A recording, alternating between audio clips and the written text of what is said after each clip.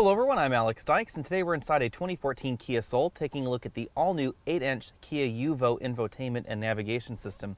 Now this is brand new for the Kia Soul, but you will also find this on certain other new Kia models. Now you can think of this as a significant refresh of Kia's existing UVO product line that you'll find in something like a Kia Cadenza. Let's just go over the buttons one at a time. We have direct access physical buttons right over here on the left-hand side for radio, media, our UVO eServices, track forward, backward button, power and volume button right over there. Right here you'll find a secure digital card slot for the map interface. It is stored on that secure digital flash card. Now over here on the right hand side at the very top you find this little tiny button right there, and that's a reset button. You do use a pen or a paper clip or something like that to push that button in and it will reset the whole system. That's actually a very handy button to have because very much like a computer, infotainment and navigation systems in cars can freeze or can crash from time to time. It did happen to me once this week with this system. I happen to have something that I could just press that little button right there with. Restarted very quickly. It's a very handy button to have.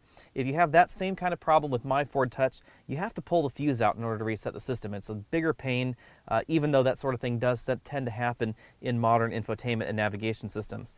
We have direct access button to our map. Press it again for a repeat of voice commands. Navi button is where you enter your destination or route.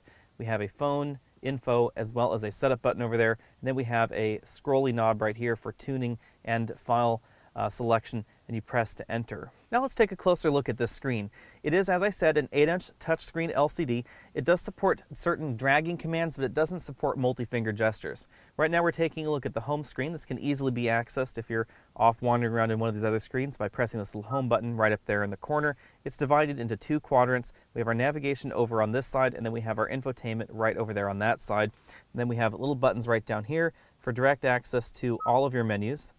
Right here, as you can see right there, or we can do point of interest names, direct access button for that, it's very handy, and then we have My Menu, which can be configured for custom shortcuts in the system. Well, there's no direct climate control button on the screen. It does serve as a climate control readout. If we hit the climate button lower in the dash, you can see the status of your climate control system in our particular vehicle. If we click on over to the radio button, we have Sirius XM satellite radio as well as AM, FM, and HD radio. Ours right now says Sirius XM startup error because we do not have the Sirius XM activated in this particular vehicle. It is very easy to interact with the system. It supports drag commands, as you can see right there, through your presets. Same sort of thing goes on if we're over here on the FM. You can drag across the presets, or you can drag this slider across to tune. It's very intuitive. It's also very attractive compared to the previous generation UVO system. All the graphics seem to have a nice polish to them that they didn't have before. You can click on that button right down there for HD radio. To enable and disable it if you so desire. If we press the media button, then we're taken on over to the last media device that the system was playing from. In our particular case, that's actually an iPad. As you can see right here, by the way, it does not provide enough power to charge your higher draw devices like iPads or certain large Android phones. It will, however, power your iPhones or your smaller displayed iPhones or Android phones. If we hit the media button again, then we're taken on over to this media interface screen where you can select from your various other inputs like USB, Bluetooth audio, auxiliary, etc. If we click on over to Bluetooth audio as a source, you can see that we don't have album art like you'd find in certain Honda and Toyota products, although we do have a nice direct access button there to add and edit Bluetooth connections. The UVO button is where you'll find Kia's telematics interface. We have roadside assistance as well as eServices. Depending on the version of the vehicle you're in and the software version running on this display, you will see fewer icons or possibly more icons. It really just depends on the vehicle you're in and the software version that you're running. This is very similar to GM's OnStar, except that it does use your paired Bluetooth device to contact UVO eServices. If we click on over to our map button right here, you can see we have a fairly typical map interface. It also provides XM satellite traffic information on this screen if you have an active subscription. Our particular device does not.